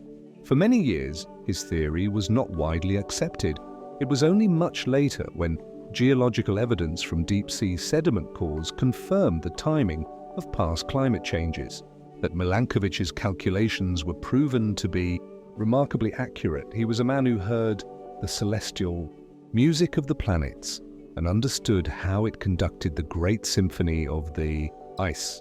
The end of an ice age is not a steady warming, but a series of advances and retreats that can last for centuries. When the orbital cycles shifted and the Earth began to warm at the end of the last glacial period, the transition was not smooth. The overall trend was towards warming, but it was punctuated by abrupt, dramatic reversals. The melting of the ice sheets caused huge influxes of fresh water into the North Atlantic, which are thought to have disrupted ocean currents that carry heat northwards. This could plunge Europe and North America back into near glacial conditions for centuries at a time before the warming resumed. One of these periods, called the Younger Dryas, was a particularly sharp cold snap that occurred about 12,900 years ago. The end of an ice age is a turbulent, chaotic time. As the vast and complex climate system of the Earth reorganizes itself into a new state, it is like a great, sleeping giant stirring with fits and starts, before it finally awakens into the warmth of an interglacial spring. The massive meltwater from the ice sheets created colossal, temporary lakes, some larger than any that exist today. As the great ice sheets melted, they released an unimaginable volume of water. This water did not always have a clear path to the sea. In many places, the retreating ice front itself acted as a massive dam, blocking the natural drainage of the land. Behind this ice dam, the meltwater would pool, forming enormous proglacial lakes. Lake Agassiz, which covered much of central North America, was one such lake. At its peak, it was larger than all of the current Great Lakes combined, and perhaps larger than the Caspian Sea. It was the largest lake that has ever existed on the continent. These lakes were temporary features, existing for only a few thousand years until the ice dam finally broke or the glacier retreated past a drainage divide. They were phantom lakes, vast inland seas of melted ice that appeared and then vanished, leaving only faint shorelines on the land to mark their passage. It is believed that the very first humans to arrive in the Americas followed herds of large animals across the Bering Land Bridge. The lowering of sea levels during the Ice Age was a pivotal event in human history. It opened up the Bering Land Bridge, a vast, unglaciated plain that connected Siberia and Alaska. This land bridge was not a barren, icy corridor, but a productive ecosystem known as the Mammoth Steppe. It was a cold, dry grassland that supported large herds of grazing animals, including mammoths, bison, horses, and caribou. It is here, archaeologists believe, that small groups of hunter-gatherers from Asia lived for some time, adapting to the harsh conditions. Then, as the ice sheets covering North America began to melt and a corridor opened up between them, these people began to move south, following the herds of animals into a new, unpopulated continent. The ice, in its own way, opened the door to a new world for humanity. The vast grasslands of the Ice Age supported herds of mammoths, giant bison and wild horses. The world of the Ice Age was not an empty, frozen wasteland. In the unglaciated areas, especially in the northern hemisphere, a unique biome called the Mammoth Steppe dominated the landscape. This was a vast, cold and dry grassland, very different from the boggy tundra or dense forests that exist in those regions today. Because the climate was so dry, there was not a thick layer of snow in winter, allowing the grasses and hardy flowering plants to be exposed. This provided year-round grazing for an incredible diversity of large mammals, or megafauna. Huge herds of woolly mammoths, steppe bison, woolly rhinos and wild horses roamed these plains, pursued by formidable predators like saber-toothed cats, cave lions, and giant short-faced bears. It was a northern Serengeti, a world of giants adapted to the cold. It was a vibrant and dynamic ecosystem, born from the unique climatic conditions created by the presence of the great ice sheets. When a huge glacial lake burst its ice dam, it could release a flood with more power than all the world's rivers combined. The vast proglacial lakes that formed at the edge of the melting ice sheets were held back by unstable dams of ice and moraine. Occasionally, these dams would fail catastrophically. When Lake Agassiz breached its dam, it released a torrent of water that was truly biblical in scale. But perhaps the most famous of these megafloods were the Missoula floods in what is now the northwestern United States. A finger of the ice sheet repeatedly blocked a river valley, creating glacial Lake Missoula. When this ice dam failed, the lake, holding more water than Lake Erie and Lake Ontario combined, would empty in as little as 2 days. The resulting flood was a wall of water hundreds of feet high, moving at highway speeds. It scoured the landscape of eastern Washington, creating the bizarre channeled scablands, a network of dry canyons and giant ripple marks in the solid basalt rock. These were floods of such power and scale that they defy modern comparison, a brief and violent reshaping of the earth by the sudden release of melted ice. The Sahara Desert was once a greener, wetter place during warmer phases between glacial periods. The climate cycles that cause ice sheets to grow and shrink in the polar regions have dramatic effects all over the world. The changes in global temperature and atmospheric circulation can shift weather patterns dramatically. During periods when the ice sheets were smaller, or during the warm interglacial periods, the West African monsoon was much stronger and pushed further north than it does today. This brought regular rainfall to the vast region that is now the Sahara Desert. For several thousand years, the Sahara was a savanna with grasslands, lakes, and rivers. It was home to animals like elephants, giraffes, and hippos, and was populated by human hunter-gatherers and herders. The rock art they left behind in caves and on cliffs shows a vibrant, green world that has now vanished beneath the sand. The desert holds the memory of a time when it was a flowing, living grassland, a testament to the planet's ever-shifting climates. The term Ice Age usually refers to the most recent one, the Pleistocene epoch, which ended only about 11,700 years ago. When people talk about the Ice Age, they are almost always referring to the geological epoch known as the Pleistocene.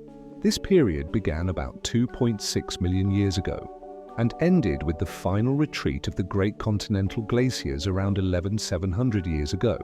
The Pleistocene was characterized by the repeated cycles of glaciation, at least 20 of them, where ice sheets would advance and retreat. It was the time of the megafauna, the time when modern humans evolved and spread across the globe.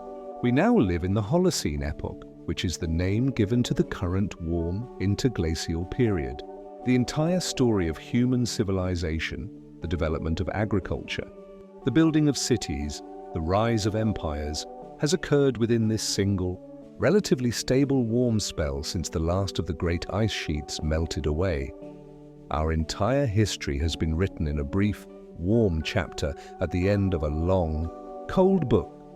The Earth's climate has a natural rhythm, a long, slow breath of cold and warmth. Looking at the history of the Pleistocene, a clear pattern emerges. The Earth's climate is not static. It has a natural inherent rhythm of change. For the past million years, this rhythm has been dominated by a 100,000-year cycle. Each cycle consists of a long, slow descent into a cold glacial period, which lasts for about 90,000 years, followed by a much shorter and more abrupt warming into a pleasant interglacial period, which lasts for about 10,000 years. We are currently near the end of one of these warm periods. This underlying rhythm, driven by the Milankovitch cycles, is the baseline against which all modern climate change is measured. It is the deep, slow heartbeat of the planet's climate system, a pulse that has been beating steadily for ages. The Earth breathes, and its breadth is the advance and retreat of the ice. Without the insulating effect of ice, the polar regions would be even colder than they are today. This is another of the seeming paradoxes of ice. While a glacier can cool the air above it, it also acts as a powerful insulator for the Earth beneath it. The Earth has its own internal heat, geothermal energy, that is constantly flowing outwards from its core. In a region without ice, this heat simply radiates away into the atmosphere. But in a place like Antarctica or Greenland, the thick ice sheet acts like a massive blanket, trapping this geothermal heat. This keeps the bedrock at the base of the ice sheet much warmer than it would otherwise be. This trapped heat is one of the reasons that vast subglacial lakes of liquid water can exist. Hidden miles beneath the frozen surface, the ice creates a cold world on its surface, but a surprisingly warmer, hidden world at its base. The story of the ice ages is a reminder that our planet is in a constant state of slow, gentle change. The landscapes we see around us feel permanent and unchanging. The mountains, the valleys, the coastlines, they seem to be fixed features of our world. But the story of the ice ages teaches us that this is an illusion of our short human perspective. On a geological timescale, the entire surface of our planet is fluid and dynamic. Continents move, mountains rise and fall, and climates shift dramatically. The ice ages are a powerful demonstration of this. They show us a world in which mile-thick sheets of ice can appear and disappear, sea levels can rise and fall by hundreds of feet, and the very shape of the land can be sculpted and reformed. It is a reminder that our planet is a living, breathing system, always in the process of becoming something new. The world is not a static photograph, but a slow-motion film, and the ice ages are some of its most dramatic scenes. Trapped inside ancient ice are tiny bubbles of air, perfect samples of an atmosphere from a time before human history. When snow falls, it is light and fluffy, and the space between the flakes is filled with air. As this snow is buried and compressed into glacial ice, most of that air is squeezed out. But some of it gets trapped, sealed off in tiny, individual bubbles. These bubbles are perfect, pristine capsules of the atmosphere as it existed at the moment the ice sealed around them. They are not just empty spaces, they are a direct physical sample of ancient air. By carefully extracting and analyzing this air, scientists can measure the precise composition of the atmosphere from tens or hundreds of thousands of years ago. It is the most direct and reliable record we have of our planet's past climate. The ice holds the breath of the ancient world, a silent, frozen whisper from a time long past. By drilling deep into an ice sheet, scientists can pull out ice cores that act like frozen timelines of Earth's climate. To access the ancient history book of the ice, scientists undertake remarkable expeditions to the polar regions. Using highly specialized drills, they can cut and extract long cylinders of ice from the depths of the Antarctic and Greenland ice sheets. These cylinders are called ice cores. A single core can be several inches in diameter and can be miles long, drilled in many successive sections. As the drill goes deeper, the ice it retrieves becomes progressively older. The top of the core might be snow that fell last year, while the bottom of the core might be ice that formed 800,000 years ago or more. Each core is a continuous, layered record, a vertical timeline that can be read with incredible precision. It is like pulling a tape recording of ancient history directly out of the frozen heart of the world. The oldest ice core ever recovered contains a continuous climate record stretching back over 2 million years. They are libraries of ancient cold where the books are made of ice and the words are written in air and dust. The air trapped in an ice bubble makes a faint hissing sound when it is released, the sound of an ancient atmosphere escaping. When a piece of glacial ice is placed in a glass of water, you can often hear a soft crackling or fizzing sound as it melts. This sound is the release of the high-pressure air that has been trapped in bubbles within the ice for thousands of years. For scientists in a quiet lab, this sound is profound. When they break open a sample of an ice core, they can hear the faint hiss of an atmosphere that no one has breathed for 500,000 years. It is the sound of the past rushing out to meet the present. The pressure inside these bubbles can be many times that of our current atmosphere, a result of the immense compression deep within the ice sheet. It is the oldest sound in the world, the sigh of a long-vanished day finally being released from its frozen reason. Dust, found in the ice, tells scientists about how windy the world was in the past. Ice cores don't just record information about the air and temperature. They also record what was in the air. Each layer of ice contains tiny amounts of dust that was carried by the wind and deposited with the snow. By measuring the amount of dust in the ice core layers, scientists can reconstruct how dusty, and therefore how windy, the world was at different times. The ice core record is very clear. During the cold glacial periods, the amount of dust in the atmosphere was much higher than during the warm interglacial periods.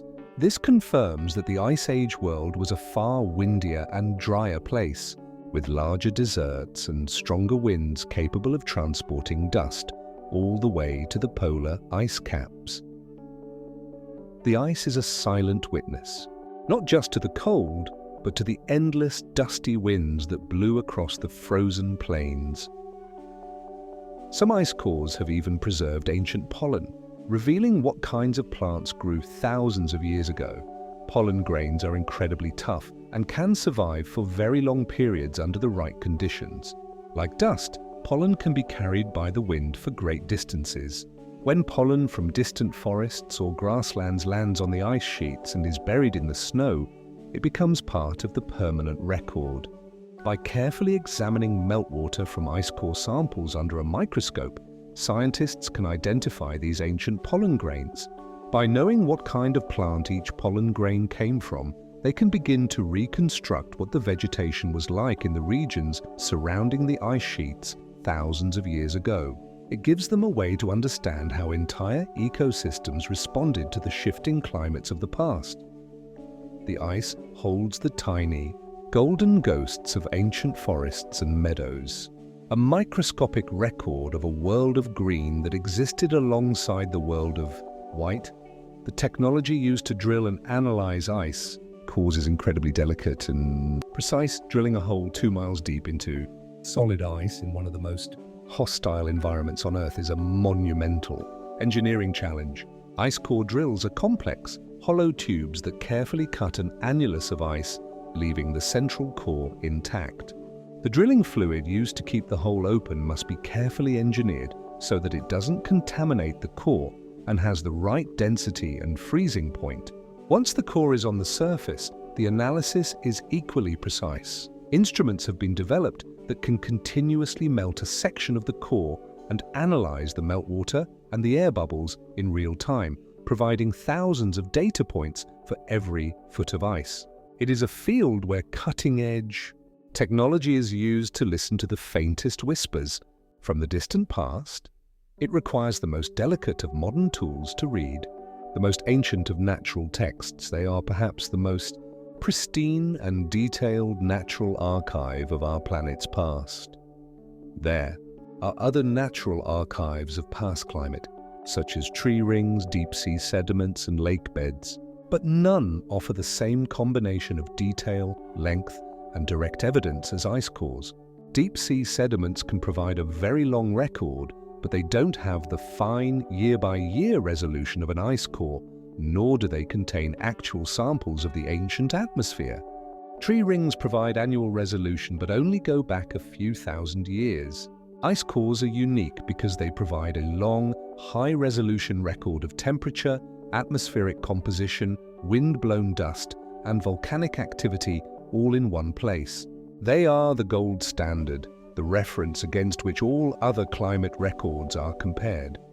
The ice sheets are the quiet, cold libraries of the Earth, and in their depths, the story of our planet is written with perfect clarity. A glacier is a quiet monument to the power of time and persistence. A glacier has no mind. It has no will. It has only its own immense weight and the patient, relentless pull of gravity. It does not hurry. It does not tire. It simply persists. It demonstrates that the most profound changes are often wrought not by sudden violence, but by the application of a gentle, constant pressure over an immense period of time. A glacier can wear down a mountain, not through anger, but through its quiet, unending persistence. It is a lesson written in the landscape itself, a beautiful and powerful reminder that the small, the slow and the steady can, in the fullness of time, achieve the monumental. It is the Earth's long, slow thought, a thought made of ice, that proves that nothing can stand against the gentle, patient force of time. And so, our wandering through the vast, quiet world of ice begins to settle. Our journey through the cold, blue depths of time now comes to a soft and peaceful close. We drifted through landscapes shaped by a patient, heavy hand. We listened for the slow, deep hum of ancient ice on its endless journey and heard the faint hiss of a long-vanished atmosphere escaping into our own. We felt the profound stillness of a polar night and watched as great rivers of ice flowed and sculpted, creating beauty not in an instant, but over the course of 1,000 lifetimes. We saw a world of immense power, but a power born only of stillness and time. The same patient rhythm of the planet that drives the slow dance of the ice ages is the same rhythm that holds you now as you rest. The same water that shines in the deep, blue heart of a glacier is the water that flows gently within you. You are a part of this vast, slow, and beautiful story.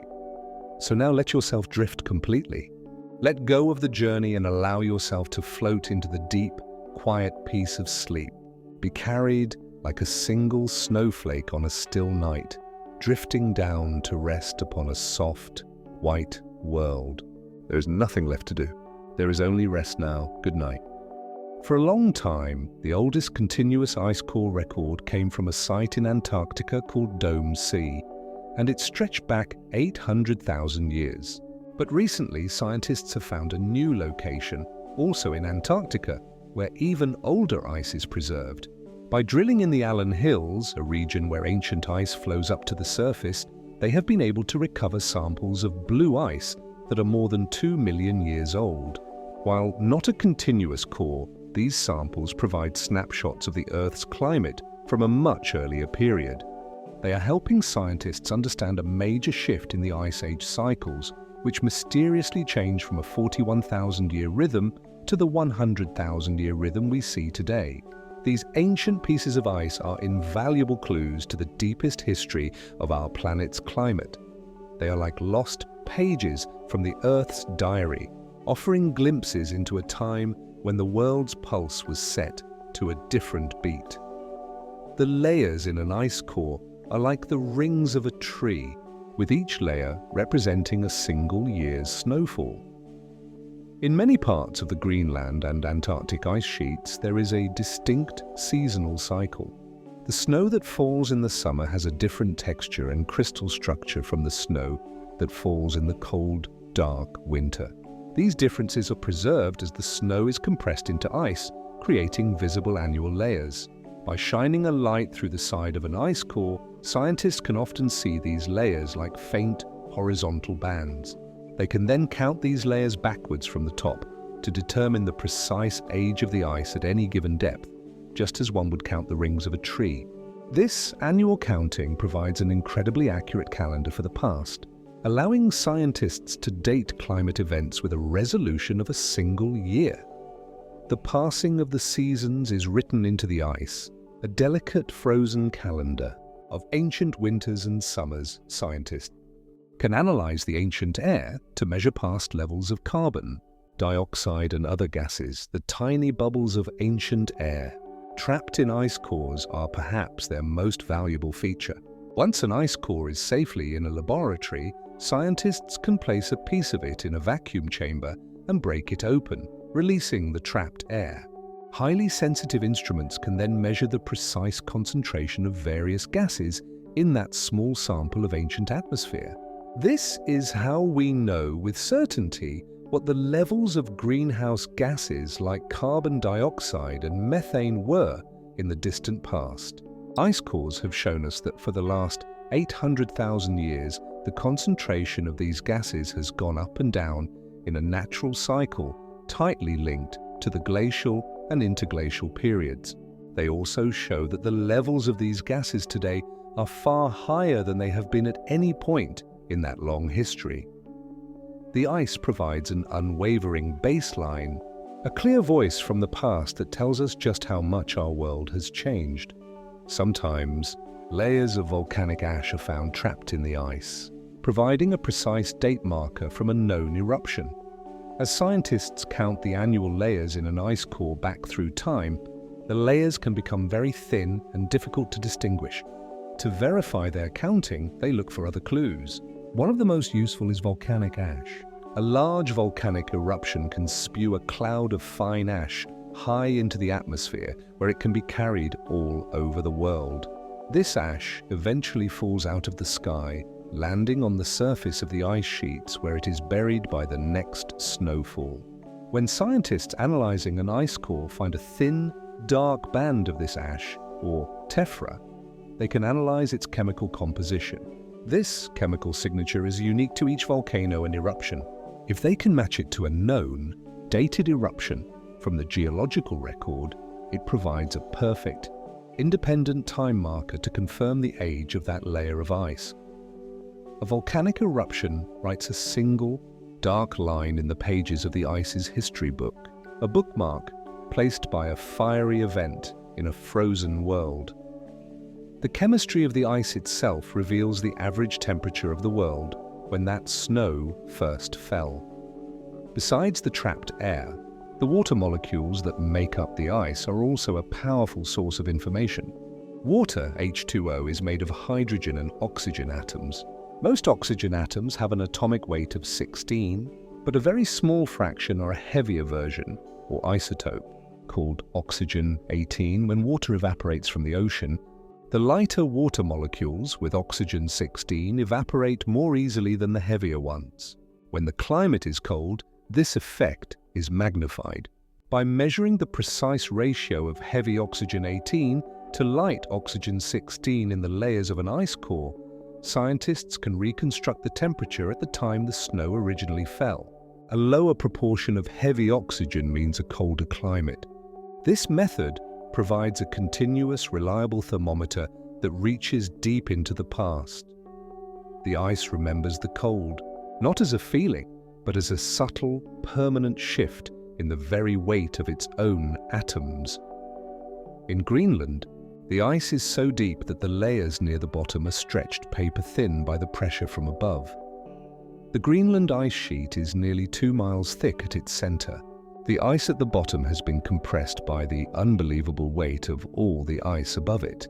As the ice sheet flows outwards from its center, these deep layers are stretched and thinned, like a piece of taffy being pulled. A layer of ice that was originally a few feet thick when it fell, as snow near the surface, can be compressed and stretched until it is less than an inch thick near the base of the ice sheet. This makes counting the annual layers in the deepest parts of the core extremely challenging, requiring microscopes and sophisticated techniques. But it also means that a very short section of core from the bottom can contain a very long period of history. Time itself is compressed by the weight of the ice, with ancient centuries squeezed into the thinnest of frozen sheets, ice. Cores have shown that shifts in climate can happen much more quickly than we once believed, before the detailed records from ice cores were available. Most scientists believed that major climate changes happened very slowly, over thousands of years. But the Greenland ice cores, with their clear annual layers, revealed something startling. They showed that in the past, the climate has sometimes shifted from a cold, glacial state to a much warmer state with incredible speed. Some of these abrupt warming events seem to have happened in the space of just a few decades, or in some cases perhaps even a few years. This was a profound revelation. It showed that the Earth's climate system is not always slow and stable, but can be tippy, with the ability to suddenly jump from one state to another when a certain threshold is crossed. The ice core record reads, not like a slow, gentle story, but like a long, quiet book with sudden, dramatic plot twists. These frozen records are stored in giant cold archives, carefully preserved for future study. Once an ice core is drilled and brought to the surface, it is a precious and irreplaceable artifact. It must be handled with extreme care to prevent it from melting or being contaminated. The cores are cut into sections, packed in protective tubes, and transported in refrigerated containers to specialized storage facilities around the world. The most famous of these is the National Ice Core Laboratory in the United States. Here, the cores are stored in giant freezer warehouses at temperatures of -36 degrees Celsius.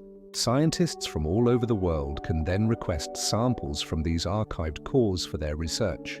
These frozen libraries are a resource for generations to come, holding clues about our planet's past and future that we may not yet have the tools or the wisdom to uncover.